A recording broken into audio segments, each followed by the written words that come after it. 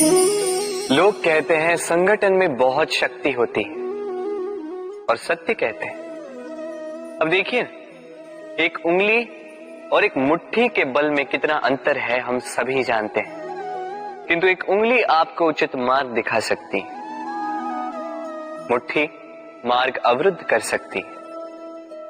इसलिए ये जानना अत्यंत महत्वपूर्ण है कि संगठन और भीड़ में क्या अंतर है। इसे पहले पहचान।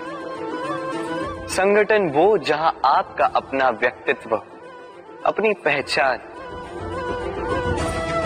केवल शक्ति पाने के लिए भीड़ का भाग बन जाना ठीक नहीं, क्योंकि ये भीड़ भले ही आपको शक्ति दे किंतु आपसे आपकी पहचान छीन लेती है। इसलिए संगठन में रहिए किंतु अपने व्यक्तित्व को, अपनी पहचान को, इसे कभी मत खोइएगा। राधे राधे। क्रोध, क्रोध क्या है कौन नहीं जानता।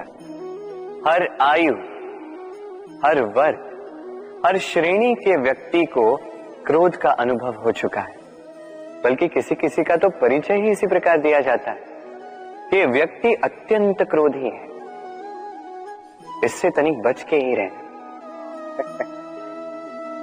अब क्रोध क्या है हम सभी जानते हैं, किंतु ये क्रोध कर क्या सकता है ये बहुत कम लोग जानते हैं। क्रोध कुछ इस प्रकार है, किसी जलते हुए अंगारे को पकड़ना और किसी और की ओर फेंकना। अब इसके पीछे आपकी मंशा होती है सामने वाले को जलाने की, किंतु उससे पहले तो आपके स्वयं के हाथ जल जाते हैं। तो स्मरण रखिएगा, जब भी आप किसी और पर क्रोध करते हैं, सर्वप्रथम वो आपके विनाश का कारण बनता है। मैं कहता हूं, जब इस संसार में करने के लिए प्रेम है तो क्रोध करना ही क्यों। प्रेम कीजिए, यही प्रेम सब में बांटिए और इसी प्रेम के साथ कहें राधे राधे। भय, ये भय सदैव मनुष्य के साथ ही रहता है। कुछ खो देने का भय, जो पा लिया उसे खो देने का भय, अब जिसके हम निकट हैं उसके दूर चले जाने का भय, जो हमारा है हमसे छिन जाने का भय। अब मनुष्य सारा जीवन व्यतीत कर देता है इस भय की छाया में। किंतु क्या कभी आपने ये सोचा है कि ये भय हमें क्यों लगता है? ये भय हमें इसलिए लगता है क्योंकि हम उस व्यक्ति, उस भाव, उस वस्तु को स्वयं से समेट कर रखते हैं। हम स्वयं उसे इतनी शक्ति दे देते हैं कि वो जब चाहे तब हमें छोड़कर जा सकता है, हमें कष्ट पहुंचा सकता है। किंतु यदि हम उस भाव, उस व्यक्ति, उस वस्तु से निर्लिप्त रहें, उसके आकर्षण से हम मुक्त हो जाएं, तो ना ही वो हमें छोड़कर जा सकता है, ना ही हमें कष्ट पहुंचा सकता है। इसलिए स्वतंत्र रहिएगा और सबको स्वतंत्र रखिएगा, प्रेम को भी। राधे राधे। अस्तो मां सद्गमय, तमसो मां ज्योतिर्गमय, मृत्युर्मामृतम गमय। कभी आपने सोचा है, काला रंग ना होता तो क्या श्वेत रंग आपको भाता? रात्रि का अंधकार ना होता तो सूर्य प्रकाश का अर्थ हमें समझ आता? ये थकान ना होती तो क्या विश्राम का अर्थ हम समझ पाते? ये भूख ना होती तो क्या इन स्वादिष्ट व्यंजनों का अर्थ हम समझ पाते? क्या इन सब का आनंद हम ले पाते? स्मरण रखिएगा, इस संसार में कोई भी भाव या वस्तु बुरी नहीं। यदि आप मानते हैं कि बुरी है तो किसी कारण से ये बुराई आवश्यक है, अन्यथा ईश्वर इसे हमारे संसार में रखते ही। इस बुराई का उद्देश्य है हमें अच्छाई का आभास करवाना, ताकि हम अच्छाई में अपना लक्ष्य साध सकें। इसलिए बुरों से कभी घृणा मत कीजिएगा। ये तो केवल भलाई की आवश्यकता के जनक है, उन्हें भले में परिवर्तित कीजिए।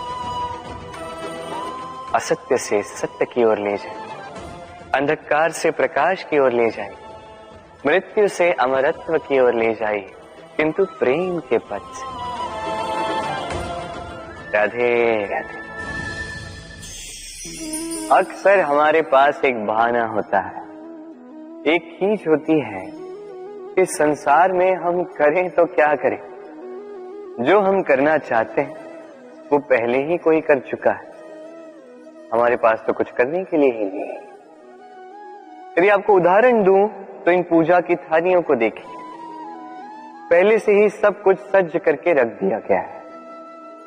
अब ऐसे में हम सोचते हैं कि करना क्या शेष है, सब कुछ तो पहले ही हो चुका है। अब यहाँ पे समस्या कर्तव्य में नहीं, यहाँ समस्या हमारी सोच में। हम ये सोचने में समय व्यतीत करते हैं कि क्या हो चुका है। हमें ये सोचना चाहिए कि क्या करना अब भी शेष है जिसमें हम अपना योगदान दे सकते हैं।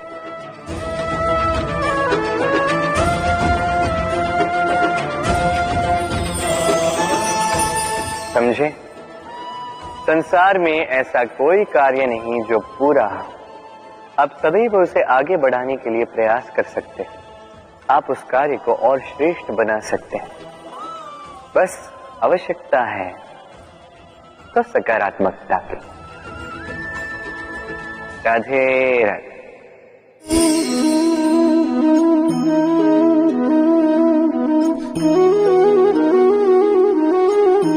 चलिए आज आपसे एक प्रश्न पूछता हूं।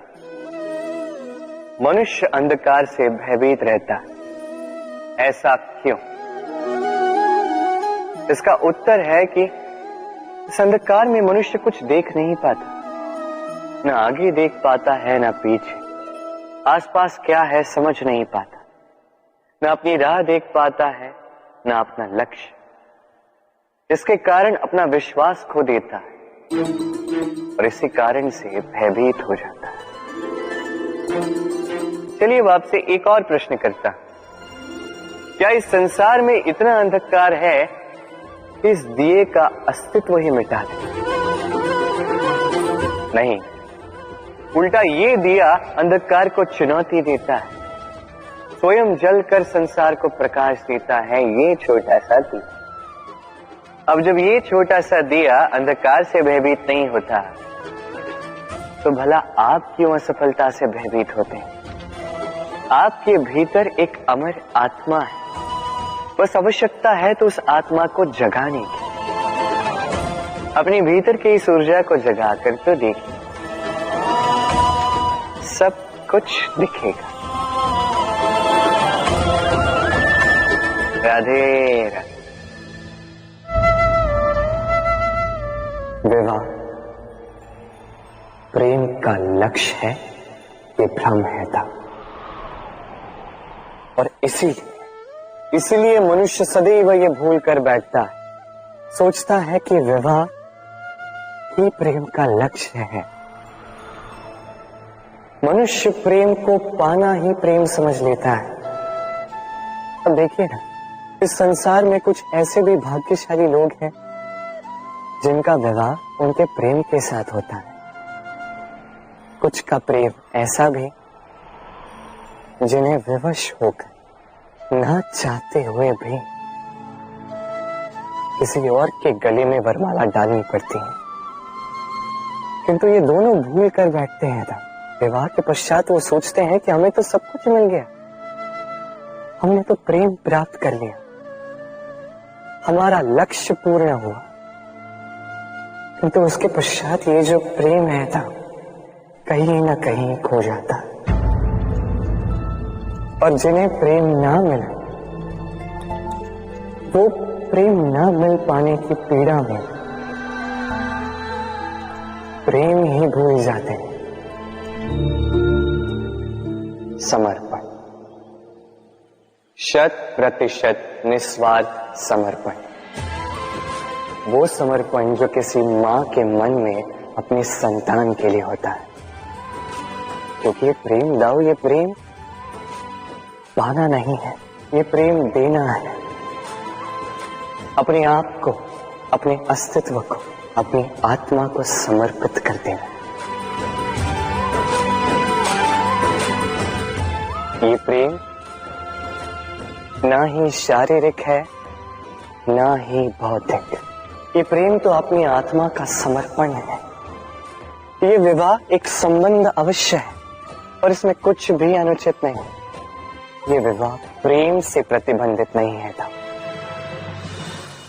ये प्रेम कहीं ऊंचा है। अब यदि मैं आपको उदाहरण दूं, तो क्या राधा के विवाह के पश्चात मैं उसके सुख की कामना करना छोड़ दूं? कैसे मैं प्रयास न करूं कि राधा जीवन में सदा सदा के लिए सुखी रहे? क्या मेरे मन में राधा के लिए प्रेम कम हुआ? कृष्ण का राधा के प्रति प्रेम कृष्ण में समाहित है ना? दाऊ, ये प्रेम पाप तब बन जाएगा जब इस प्रेम के बदले हम कुछ चाहेंगे। किंतु यदि ये प्रेम समर्पित हो तो ना ही ये अनीति है, ना ही ये पाप है। पर सेतु बांधने की कथा के विषय में तो आपने सुना ही होगा। श्री राम की सेना को 100 योजनों के समुद्र को पार करके लंका पर आक्रमण करना था। वास्तुका, नल और नील ने सेतु बांधने का उपाय सोचा, किंतु अब सेतु बांधा कैसे जाए? समुद्र इतना गहरा है, कितने पत्थर डाले जाए कि पार करने लायक स्थान हम समुद्र से ले सकें। तब किया गया एक काम, पत्थरों पर लिखा गया राम का नाम, और जब इन पत्थरों को सागर में फेंका गया तब वो तैरने लगे। अब कोई कहेगा ये राम के नाम की महिमा है, कोई कहेगा ये नारायण का कोई चमत्कार है, किंतु नहीं, ये राम का वो गुण है, उनके व्यक्तित्व की वो महानता है जिसने उनका प्रतिनिधित्व किया। कि पत्थर भी इस सागर में तैरने लगे।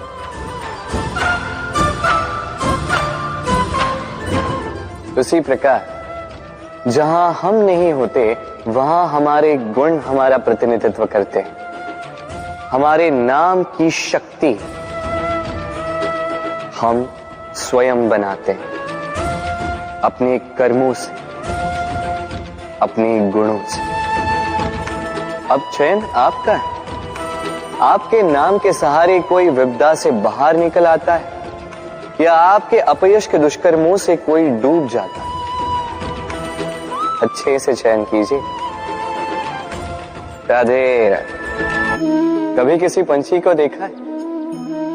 जब उसे अंडे देने होते हैं तो वो सर्वप्रथम एक स्थान खोजता है, एक स्थान जो वर्षा, धूप, शत्रुओं से सुरक्षित हो। फिर वो अपना घोंसला बनाता, फिर अंडे देता, और फिर जब उन अंडों से नन्ही संतानें निकल आती तो उन्हें भोजन देता, उनकी सुरक्षा करता। परंतु जब उनके पंख निकल आए तो ना उन्हें भोजन देती है, ना ही उन्हें घोंसला बनाना सिखाती। उड़ने की कला सिखाती है बस। फिर वो नन्ही संतानें उड़ने की कला सीखकर स्वयं अपना भोजन लाना सीख जाती, स्वयं घोंसला बनाना सीख जाती। और हम मनुष्य क्या करते हैं? संतान के बड़े होने के पश्चात भी उनकी चिंता में सूखते हैं, प्रयास करते हैं कि उनके लिए घर बना सके, और अपनी संतान को और भी शक्तिशाली बनाने के स्थान पर पंगु कर जाते हैं। जीवन में वही कीजिए जो एक पंछी करता है। अपनी संतान को उड़ने की कला सिखाई, संस्कार दीजिए, और एक समय के पश्चात उसे स्वयं अपना आकाश चुनने को मुक्त कर दीजिए। राधे राधे।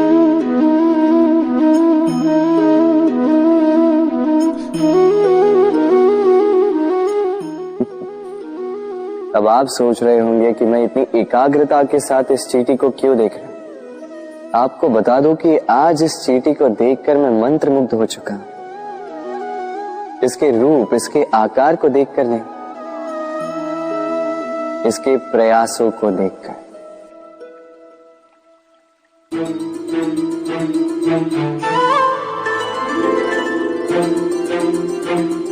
आप जानते हैं, अनगिनत प्रयासों के पश्चात चींटी अपना एक छोटा सा घर बना पाती है, जो अन्य जंतुओं के लिए सरल सी बात है। वो चींटी के लिए उसके जीवन की सबसे बड़ी घटना, सबसे बड़ी सफलता है।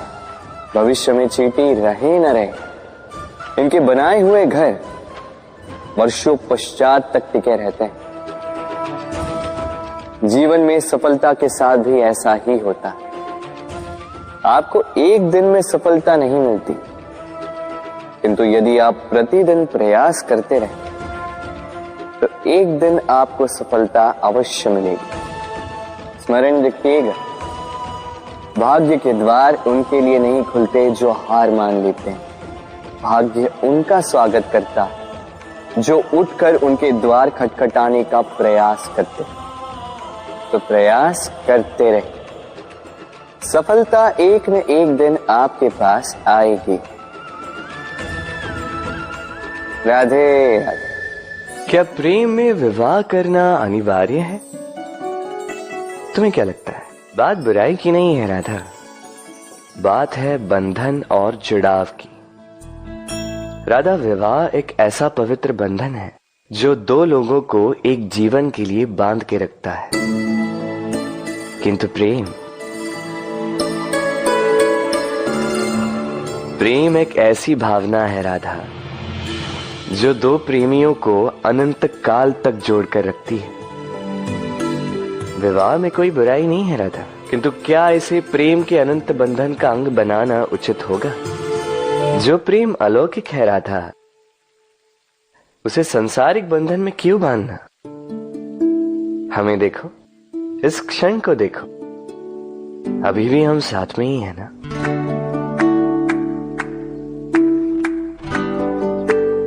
प्रेम भी यही सिखाता है राधा कि दो लोग, दो प्रेमी पूरे अस्तित्व के साथ हर क्षण एक दूसरे के संग बिताएं, बिना भविष्य की चिंता किए और इन आशाओं और आकांक्षाओं के खेल से परे होकर एक दूसरे को समझें। ये तो समय ही बताएगा ना राधा कि हम एक दूसरे के विकार, गुण, अवगुण जानते हैं या अब भी कुछ जानना शेष है। ये ताला देख रहे हैं आप? ये ताला प्रहार से भी खोला जा सकता है, प्यार से भी खोला जा सकता है। अर्थात इस ताले को आप इस चाबी से भी खोल सकते हैं, इस हथौड़े से भी खोला जा सकता है, किंतु खुलने में अंतर होगा। यदि आप इस ताले को प्रहार से खोलोगे तो ये पुनः काम नहीं आएगा, किंतु यदि आप इसे चाबी से खोलोगे तो ये सदा काम आएगा। हमारे जीवन में संबंध भी कुछ इसी प्रकार होते हैं। हमारे जीवन के आनंद रूपी धन की रक्षा करते हैं, किंतु प्रेम से। यदि क्रोध से किया जाए तो फिर वो किसी काम के नहीं रहते। इसलिए उन्हें सदा प्रेम की चाबी से खोलिएगा, क्योंकि हर बार नया ताला ला सकते हैं आप, नए संबंध नहीं ला पाएंगे। राधे राधे। धरा पर उगी हुई ये छोटी सी धूप कभी आपने देखी? ध्रुव घास जो हमारे पैरों को शीतल करती है। इस पे यदि बैठोगे तो ऐसा लगता है जैसे बिछोने पे बैठे हो।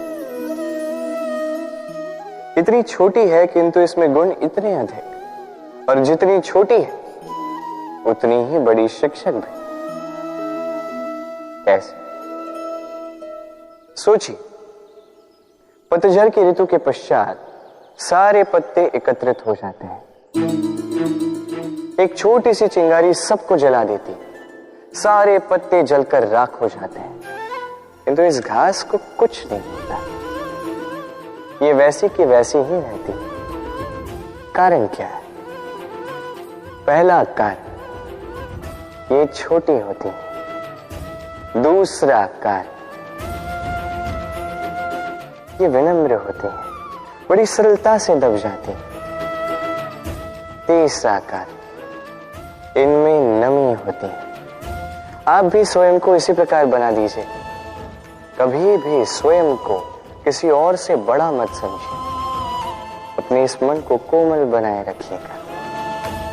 और सबसे बड़ी बात, अपने इस मन में सहानुभूति, प्रेम और विश्वास की नमी बनाए रखिएगा। यदि ऐसा करोगे तो जीवन सदैव सुखी रहेगा।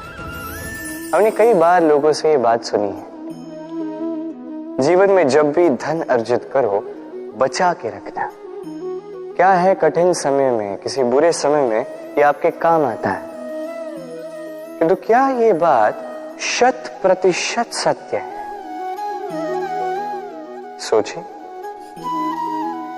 ये सारा धन जो आपने अर्जित किया है, क्या ये आपको स्वास्थ्य लाके दे सकता है? ये सारा धन क्या आपको सुख खरीद के दे सकता है? नहीं ना। चलिए मैं आपको एक बात बताता हूं। परमेश्वर,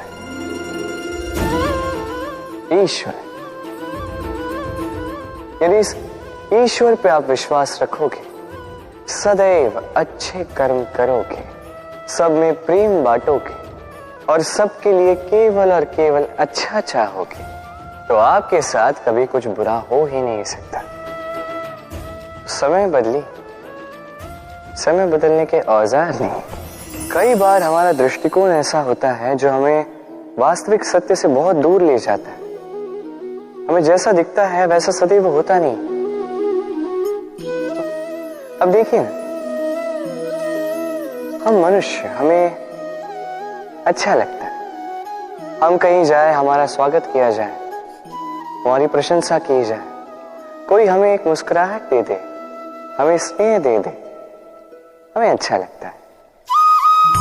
किंतु यदि कोई क्रोध करे, कटाक्ष करे, व्यंग करे, तो हम तुरंत ही उसे अपना शत्रु मान लेते हैं, उस पर क्रोधित हो जाते हैं।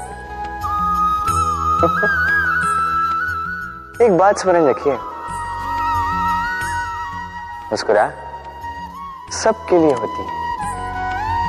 आप उन लोगों को भी मुस्कुराहट दे सकते हो जिन्हें आप जानते हो, उन लोगों को भी दे सकते हो जिन्हें आप नहीं जानते, छोटों को दे सकते हो, बड़ों को दे सकते हो, सभी के लिए होती है मुस्कुराहट। किंतु क्रोध उन्हीं पर आता है जिन्हें हम जीवन में कभी खोना नहीं चाहते, जिनसे हम अथाह प्रेम करते हैं, जिनके लिए हम ये आशा रखते हैं कि उनका जीवन आगे जाके सदैव सुखमय रहे, उज्जवल हो। इसलिए हर वो व्यक्ति आपके जीवन में जो आप पर क्रोध करे, कटाक्ष करे, आवश्यक नहीं कि वो आपका शत्रु ही होगा। हो सकता है वो आपका शुभ चिंतक हो, जो आपके लिए केवल और केवल अच्छा चाहता है, जो आपके लिए एक सुंदर भविष्य चाहता है। इसलिए सदैव अपने मन से दूसरों के वचनों को समझने का प्रयास कीजिए। आपको ज्ञात होगा उनके कर्म का कारण क्या है, आपको ज्ञात होगा उनके गुस्से का मर्म क्या है। अहंकार छोटा सा शब्द है, किंतु इसके प्रभाव बड़े बड़े होते हैं। और सबसे बड़ी समस्या ये है कि मनुष्य आज तक समझ ही नहीं पाया कि इस अहंकार का वास्तविक स्वरूप क्या है। कोई इसे गर्व का नाम देता है, तो कोई इसे आत्मसम्मान का नाम देता है, और फिर कहीं से एक ऐसा पर्व आ जाता है जब समय आकर इस अहंकार को चूर चूर कर देता है, और तब ना गर्व आपको बचा पाता है, ना ही आपका आत्मसम्मान। अब यदि आपको उदाहरण दूं, तो जहां आप बैठे हैं उसी घर में ऊपर देखिए, उस छत की ओर यदि ये छत अहंकार करने लगे कि देखो मैं तो सबसे ऊंचे स्थान पे हूं, मुझसे ऊपर और कोई नहीं है, मैं इस घर में रहने वाले हर एक व्यक्ति को छाया प्रदान करता हूं, यदि ये अहंकार आ जाए तो क्या? फिर सोचिए, यदि दूसरे ही दिन उस पर एक और मंजिल बना दी गई तो क्या? यही छत जिसे अपनी ऊंचाई का अहंकार था, जो सबसे ऊपर था, वो अब फर्श बन चुका है। यही होता है, मन में कभी अहंकार ना पालें। यदि मन में कुछ रखना चाहते हैं तो प्रेम रखें, स्नेह रखें। चाहे इस अहंकार को आप जो भी नाम दें, चाहे गर्व, चाहे आत्मसम्मान, ये कहीं से भी आपका लाभ नहीं करेगा। एक निर्णय, इस जीवन में एक निर्णय का महत्व क्या होता है, कभी सोचा है आप? एक निर्णय वो नींव हो सकता है जो आपके समस्त जीवन को बदल सकता है, इस समस्त संसार को परिवर्तित कर सकता है, भविष्य बदल सकता है। निर्णय कि कौन सा मार्ग चुनना, निर्णय कि कब आगे बढ़ना है और कब रुक जाना है, निर्णय कि कब युद्ध करना है और कब स्वयं को पीछे खींच लेना। ये निर्णय अत्यंत महत्वपूर्ण होता है और आप इस संसार में अकेले तो हैं, इसलिए आपका एक निर्णय केवल आपके लिए ही नहीं, समस्त संसार के लिए महत्वपूर्ण हो सकता है। अब ये निर्णय तो आप ही का है, सोच विचार कर लीजिएगा, सफल रहो। भविष्य, संसार में ऐसा कौन सा व्यक्ति है जो अपने भविष्य के विषय में नहीं सोचता? हर कोई सोचता है मेरा भविष्य कुछ इस प्रकार होगा, मैं भविष्य में कुछ ऐसा करूंगा, ये सुविधाएं होंगी, ये आनंद होगा, आदि इत्यादि। सत्य बताओ, भविष्य से बड़ा कपटी कोई नहीं है। भविष्य आपको चलेगा, आपको पता भी नहीं चलेगा। ये भविष्य आपसे आपका वर्तमान छीन लेगा। कई बार हम भविष्य के विषय में सोचते रहते हैं, उसकी चिंता करते हैं, भविष्य से स्वयं को इतना घेर लेते हैं कि वर्तमान क्या है भूल जाते हैं, उसका भान ही हमें नहीं रहता। सोचिए, भविष्य क्या है? भविष्य वो है जो अब तक घटित नहीं हुआ, वर्तमान वो है जो अभी घट रहा है। तो जो अब तक घटित ही नहीं हुआ, उसके विषय में सोच के स्वयं को इतना परेशान क्यों करना? ये वर्तमान, ये अत्यंत महत्वपूर्ण है, इस पर सारा ध्यान केंद्रित कीजिए। मन में लक्ष्य अवश्य रखिए, किंतु पूरा ध्यान केवल वर्तमान पर। इस वर्तमान को संभाल लोगे तो आपका भविष्य वैसे ही उज्जवल होता जाएगा। तो आइए और मेरे साथ प्रेम से कहिए, राधे राधे।